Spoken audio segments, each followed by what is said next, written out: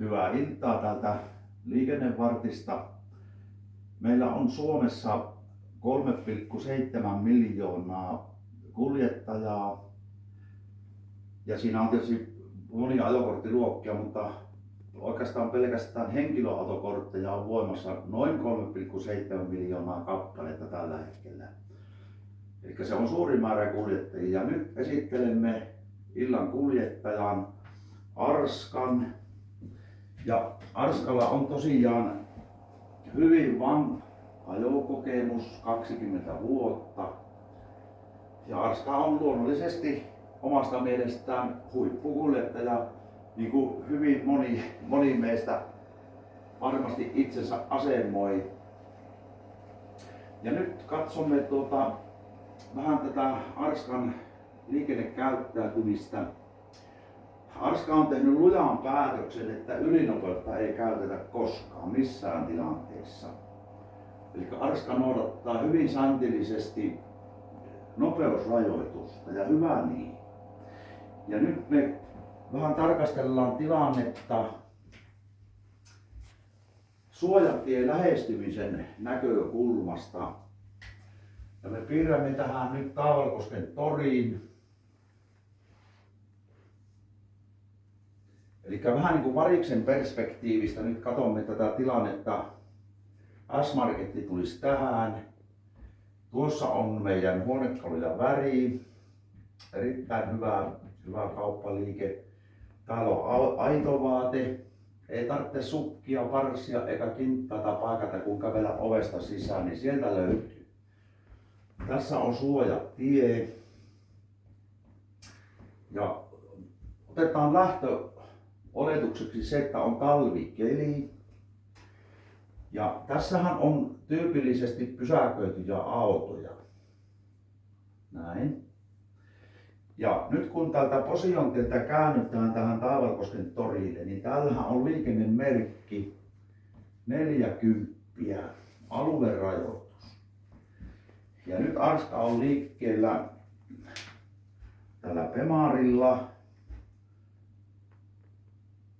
1916 on Pemari näköjään perustettu. Arska ajaa tässä Pemarilla tänne kylän keskustaan kohti ja huomasi tuon liikennemerkin. Ja tämähän tarkoittaa sitä, että kun on 40 Arskalla mittarissa, niin Pemari liikkuu 11 metriä sekunnissa. Ja otetaan lähtöasetelmaksi se, että Arskan reaktioaika on 1 sekunti. Arska on selvin päin, ei ole tenttua, tärvättiä, pontikkaa, kolmiolääkettä, ajoväsymystä, terveydentila on ok, kaikki on hyvin. Eli normaali tilanne, 40 vauhtia. Tässä on Pikku Matti ja Pikku Maija. Ne on käynyt kaupasta hakemassa tikkarit. Ja Pikku Matilla ja Maijalla on semmoinen käsitys, että suojatie on turvallinen. Kun isi sanoo, äiti sanoo, ukkimummi sanoo, päiväkodissa sanottiin, koulussa sanottiin, että käytä suojatietä, se on turvallinen. Aivan oikein. Eli suojatiemerkki, niin se on lapselle merkki siitä, että nyt minä voin turvallisesti ylittää kadun. Onko tuo kadun ylitys turvallinen? Niin sehän on kokonaan nyt Arskan käsissä tämä asia. Miten tässä käy? Ja kuten äskeisestä henkilöesittelystä huomattiin, niin hyvin säntillinen kaveri, ajokokemusta vankasti, hyvä. Ja me nyt sillä oletuksella ollaan liikkeellä, että Arska huomaa jalan ryntäävän lapsen 15 metrin etäisyydeltä, joka lienee semmoinen aika tilanteeseen käypä etäisyys. Vähän riippuu, onko tämä kuinka pitkä tämä ajoneuvo tässä. Mutta se muodostaa aika hyvän katveen kyllä tähän. Arska lähestyy 40 vauhdilla tuota tietä. Jäinen keli ja sillä on pysähtymismatka. Sehän riippuu renkaasta hirveän paljon, mutta otetaan nyt lähtötilanteeksi se, että se olisi 14 metriä. Eli pysähtymismatka. Jarrutuksen aloituksesta. Okei, Ja 15 metriä on matkaa suojatien päätyyn, kun Arska tekee havainnon, että nyt sieltä lapset lähti tulee. Okei. Ja Arskan tietokone, eli aivot, käsittelevät tämän jarrutustarpeen syntymisen noin sekunnin aikana. Niin me piirretään tähän tämmönen taulukko. Tämähän on suuntaa antava, ei ihan absoluuttinen tietenkään. Tähän me pistetään nämä nopeudet. Eli tuossa on 10 kilometriä tunnissa, 20 kilometriä tunnissa, 30, 40. Ja pannaan vielä 1 viiva tähän 45. Ja nyt kun Arskalla oli se päätös, että ylinopeutta ei ajeta, niin hän ajaa 40. Tähän me laitetaan etäisyys. Nyt pitäisi olla tietysti viivotin, mutta ihan vapaalla kädellä tähän, niin me saadaan semmoinen suuntaa antava taulukko. Okei, Arska lähestyy 40, 11 metriä sekunnissa. Niin nyt on tästä pannaan 11 metriä. Hetkinen, tähän laitetaan Matti ja Maija. Siinä on Matti ja Maija. Maijalla hieno hattu päässä, hyvä. No niin, 11 metriä. Tuossa polkaisee Arska jarrut pohjaan. Apsit paukkuu, jäinen keli tietysti. Hiukkaiden torjunta monesti on Suomessa, mitä se on. Ja nyt kun 11 metriä on auto liikkunut, Bemari, niin siitä 14 metriä, se on 15 metriä, missä se auto pysähtyy. Pysähtyy tuossa. Ja tästä lähtee hidastuvuuskäyrä nyt.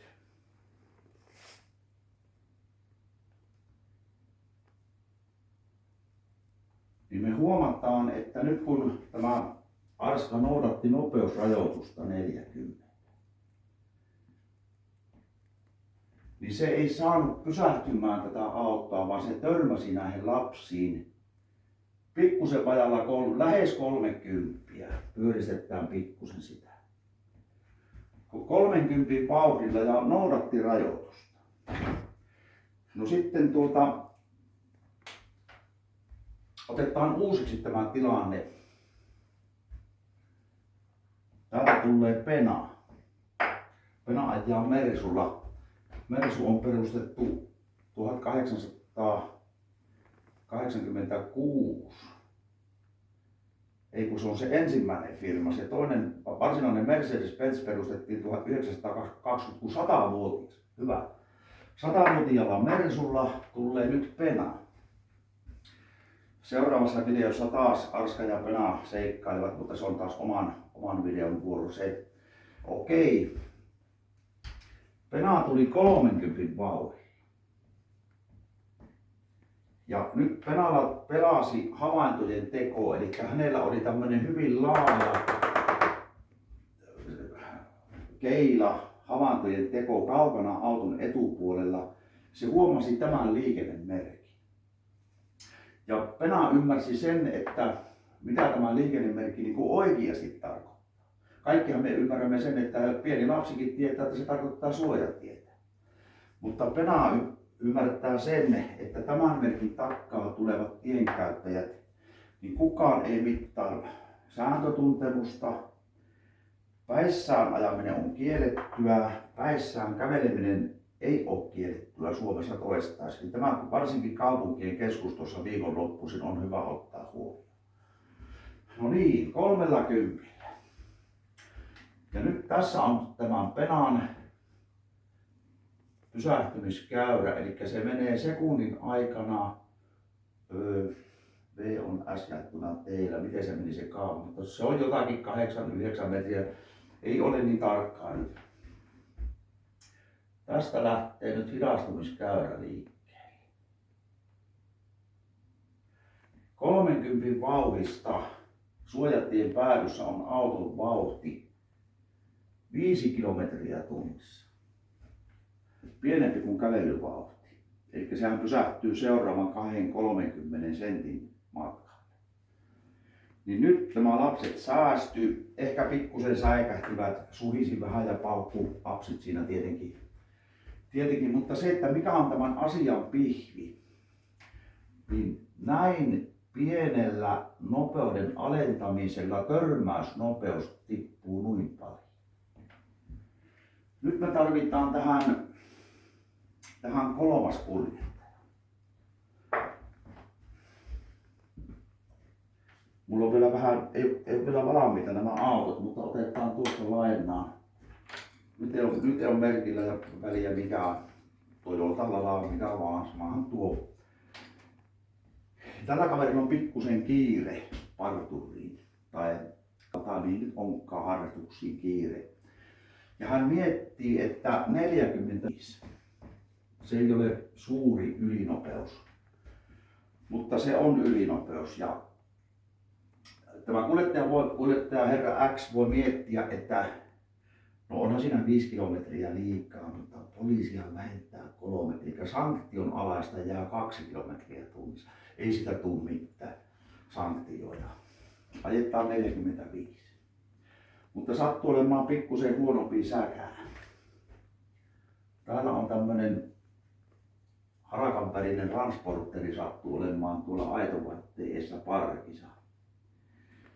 Ja tämän harakanvärisen transporterin henkilökunta huomasi tämän lievän ylinopeuden. Niin he puuttuu siihen siksi, koska näiden ihmisten ykkösprioriteetti on jokaisen kansalaisen hengen ja terveyden varjelu. Ja oletetaan nyt, että oli tyhjä suojatie, ei ollut ketään jalankulkijoita.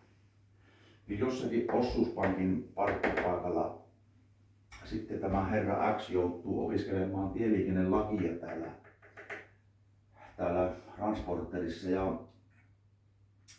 se on aika joskus kalliimpaa, joskus huokeampaa liikennesääntöjen kertaamista. Ja kyllähän ne sitä ehkä jonkunmoisen sanktion nämä henkilöt määräävät, mutta ottakoon herra X sen ei kulueränä, vaan turvallisuusinvestointina itselleen. No, mutta miten tässä käy? 45 kilometriä tunnissa, hyvin lievä ylinopeus. Nyt auto menee sekunnissa mennään 12-13 metriä jotakuinkin. Tuosta lähtee jarrutus. Auto törmää jalankulkijan 40 nopeudella. Ja tilastojen valossa törmäys jalankulkijan 30 taikka yli, niin kuolemanriski kasvaa erittäin jyrkästi. Ja nyt me mietimme pikkusen tätä Arskan tilannetta. Hyvähän se on Arska kuljettaja. Mutta kun mietimme kolarehen syitä, niin 90% kaikista onnettomuuksista niin se löytyy täältä. Ja nyt jos me haluamme hyvin lyhyesti kuvata ylipäänsä niin kuin tieliikennejärjestelmää, niin minä käyttäisin tämmöistä rautalankamallia. Ihminen, ajoneuvo, tieliikennejärjestelmä. Otetaan tuo partioauto tuosta pois. Ja lainsäädäntö. Näistähän se rakentuu ylipäänsä tämä tieliikennejärjestelmä. Ja aina kun vahinko sattuu tien päällä, niin jos joku on sen vahingon syy, se on tuo kolari on vähän niin kuin kauraa keittäisi. Jokainen keittää ensimmäisen kaurapuuron kattilan, niin minäkin pikkupokana keitin. Ja mitä sinne laitetaan sinne kattilaan? Suolaa, vettä, ryyniä. Itse ruukaan panna tilikan vaahterasiirappia ja sitten hämmennettä ja tuli alle. Niin hyvä puuro tuli. Se mun ensimmäinen kaurapuuro, niin sitä ei syönyt kukaan. No koiralle minä sen vein, niin se kettingissä peräysi ja murisi, vaikka se oli muuten minun kaveri se koira. Siinähän kauha pysyy pystyssä. No se on eri juttu, mutta kolaalikaurapuuro. Niin ylinopeushan siihen on hirveän yleinen ainesosa. Ja on toki muitakin syitä, jos lähdetään näitä pikkusen miettimään. Tekninen vika, sääkeli, muut syyt. Eli syitähän on monia, mutta täällä on se suurin syy. Ja nyt mikä oli tämän herra X:n vika, niin sehän oli toimintavirhe. Ylinopeutta. No mikä oli tuon Arskan virhe? Niin aivan sama, eli toimintavirhe. Eli täältä ne syyt kuitenkin sitten kumpuaa. Eli pähkinänkuoressa lähestymisnopeus suojatielle niin pieneksi, että tämä väistäminen voidaan ikään kuin viimeistellä käyttöjarrulla, että voimakasta jarrutustarvetta ei ole. Ja nyt jos tässä olisi kesäkeli, niin silloinhan auto pysähtyy huomattavasti nopeammin. Tehdäänpä nyt niin, että tämä Arska ajaa kesäkelinä tähän. Taas on 15 metriä matkaa. Ja 11 metriä sekunnissa, niin 4 metrin päästä, 5 metrin päästä ennen suojatietä se tippaa jarrut pohjaan. Ja oletetaan sillain, että se kerkesi pysähtyä just ennen jalankulkijaa.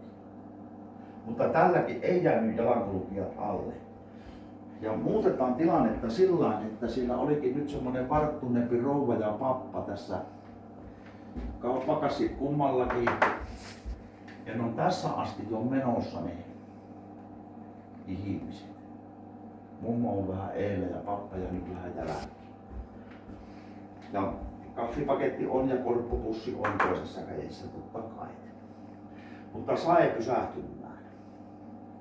Niin nämä luuli, kun hirviästi kumin vinkku ja savu nousee, niin ne luuli, että no ajoi se sittenkin päälle. Ne ottaa hirveän spurtin tuosta karkuun ja menevät nenälleen ja luut poikki ja korppupussit on ruttana monenneko kerran vuosikymmenien saatossa. Ja se on kuukausi Ousissa. Mutta sitten on muitakin seurauksia. Lievempi seuraus on se, että Arskalla on tekohamppat ja silmälasit tuulilasissa, niin se saa sitten illalla kysyä, että missä on ne tekohamppaat. Ja sitten vielä kolmas seuraus on se, että tämä Pena ajaa Matti peräkolari tuossa. Niin siinä on sitten jonkunmoista tehtävää sitten tällä portaalla taas, että miten tässä mennään eteenpäin. Mutta vauhti oikeaksi ennen suojatietä. Ja jos kysymme talvikelillä, millä vauhdilla tuohon kannattaa tulla, niin 30kin on liian paljon. Ja monesti on huomattu se, että kun sinä itse kukaankin meistä ajaa, niin sitähän herkästi katsoo torille, että no onko siellä matkokauppiaita ja muita. Ja voi olla, että vauhti on 30 ja katse on torille. Eli se kuljettaja ei tavallaan havaitse tätä riskiä, mikä on nyt rakentunut jalankulkijan näkökulmasta. Tällä suojatella on tapahtunut henkilövahinkoja vuosien saatossa, mutta ei tietääkseni kovin vakavia kuitenkaan onneksi. Tämä tältä illalta Arskan seurassa oikein paljon kiitoksia.